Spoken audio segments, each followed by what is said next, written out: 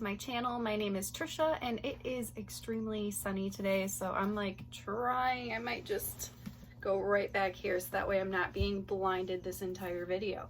So as you guys know, if you watched my last video, I have a new chameleon and it is such an exciting time. It's so much fun getting a new animal, and chameleons are just like one of the best reptiles you could possibly keep as long as you know what you're doing. So I wanted to make a video basically just discussing some tips on things that you should be doing or things you should be aware of when you bring a new chameleon home.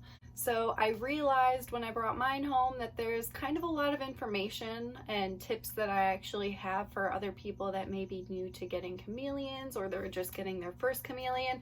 So I figured I would just make a video on it and share some tips. If you guys have any others, please go ahead and leave it in the comments. I do want to make one little claim before I start this entire video, that every single chameleon is different and they tolerate different things. Some of them are more tolerant with handling while others aren't.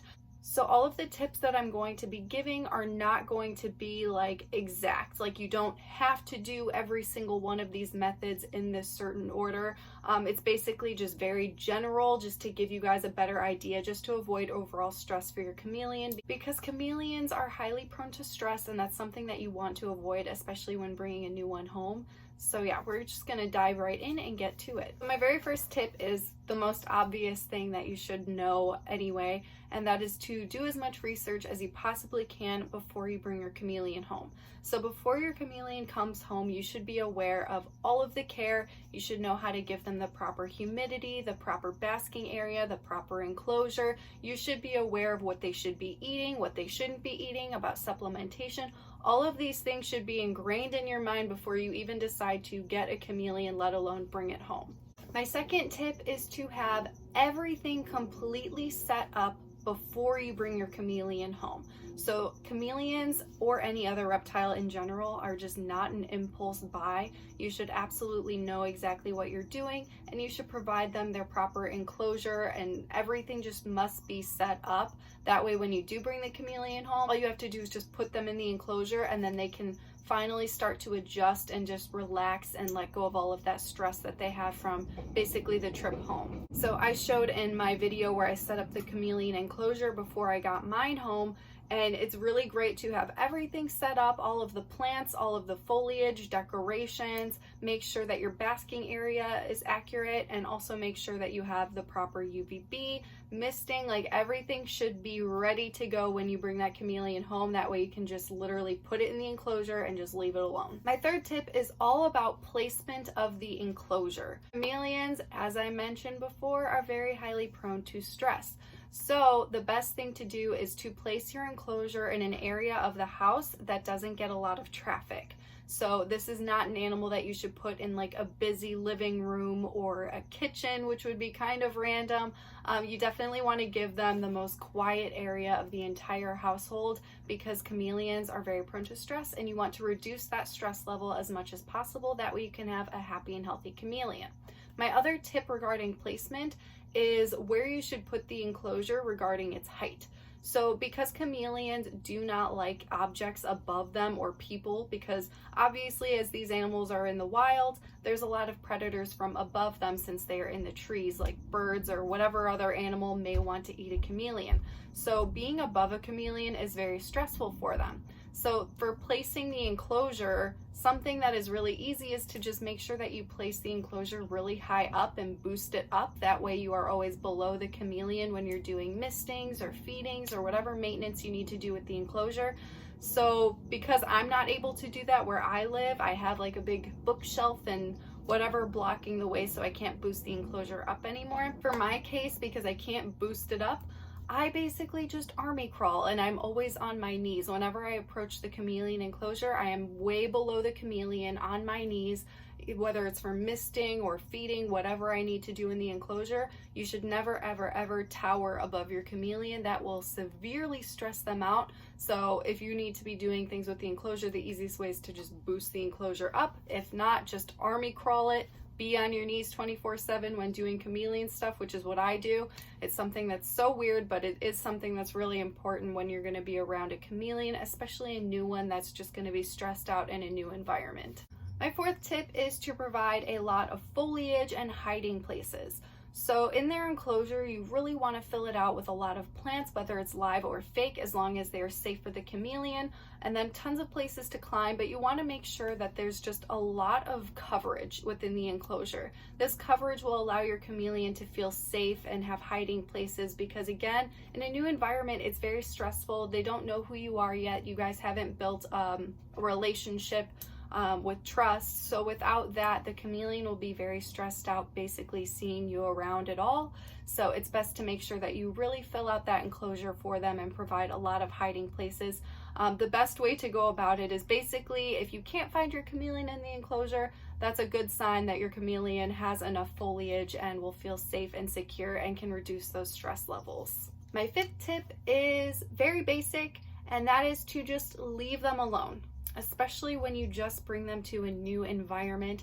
And this is going to be the hardest thing that you're going to have to do, because when you get a new animal, it's so exciting and you just want to be around the animal, you want to see it, you want to handle it, you want to take pictures of it, all of that fun stuff. But that is absolutely the worst thing that you can do when you just bring a new animal home, especially a stressful little chameleon. So basically, what I did with mine and what I recommend doing with yours as well, when you first bring the animal home, it's okay to handle it, to move it into the enclosure. You can take a couple pictures then, but then after you put them in the enclosure, you're just gonna completely leave them alone. And you're gonna wanna be looking at them and checking on them and seeing your new fun chameleon.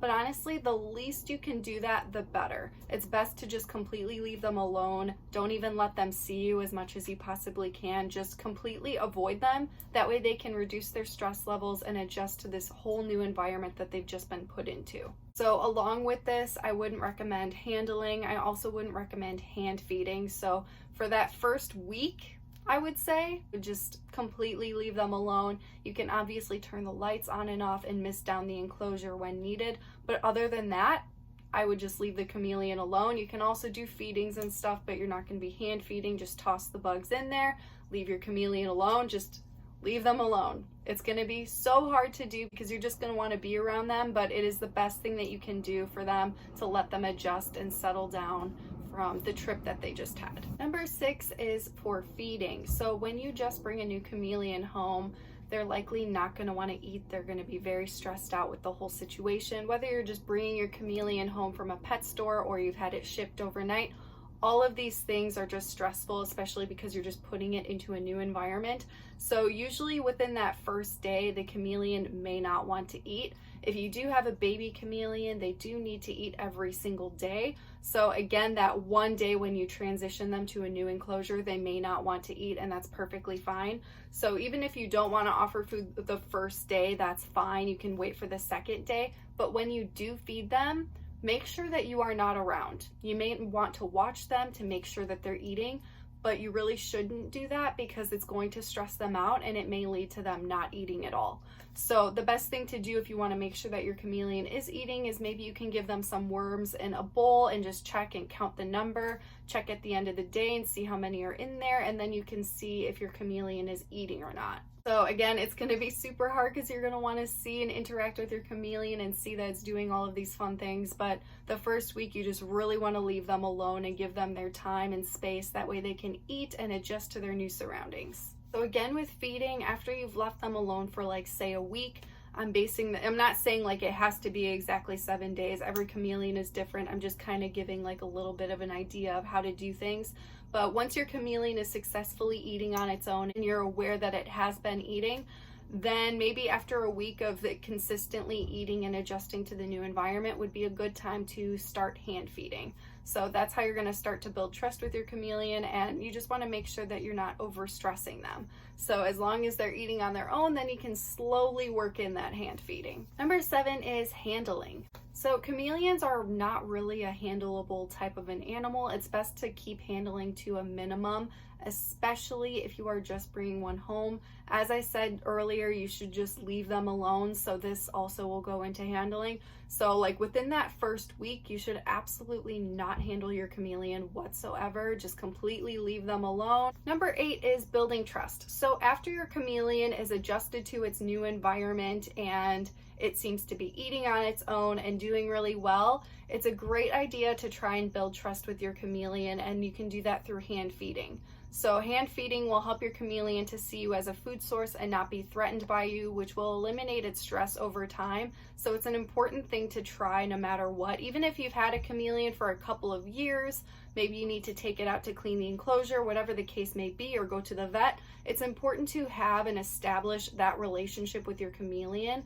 So hand feeding is the ultimate best way to establish trust with your chameleon. So over time, no matter what, I would recommend to always try hand feeding your chameleon. That way they can learn who you are and trust you. Number 9 is to never ever force your chameleon to do anything. So if you want to, a lot of people, they say they want to tame their reptile or their chameleon, so they force handling onto them. And they will just grab them and take them out of the enclosure and basically force them to get used to that behavior. That way they can build a tolerance and not be as stressed out. But honestly, that approach is beyond stressful for the chameleon, and that's not how it should be done. You should never force them to do anything that they don't want to do. So if you do want to build a relationship and you want to be able to handle your chameleon in time, hand feeding and luring them onto your arm by like holding a cricket over here, that way they have to walk onto you to reach and get it. That can help your chameleon learn that you're safe once they're on you. Usually once you have them out, they calm down and they relax.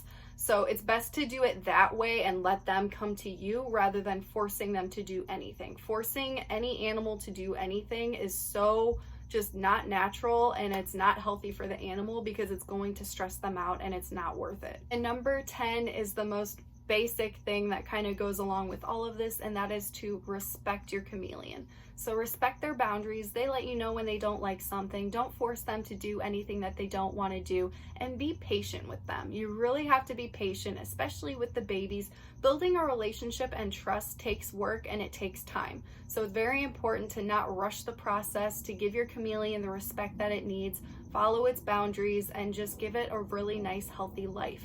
By respecting your animal, it'll learn to respect you as well, and you can establish a great relationship. It's what I did with Banba. It's why he was such an amazing chameleon, and I'm hoping I'll be able to do the same thing with Baloo as well. So I'm gonna definitely show you guys my process with him as things go on, but right now he just got home, so he is in that adjustment phase, and I'm just basically leaving him completely alone. So it's hard, but it's worth it. So with chameleons, you just have to be very, very patient. Make sure you know what you're doing and just respect them. Guys, so I filmed this video this morning and I've been pretty busy, and then I just took a nap and I was just thinking about it, and I realized there was one other really important thing that I wanted to add in today's video, so I'm just gonna add it now.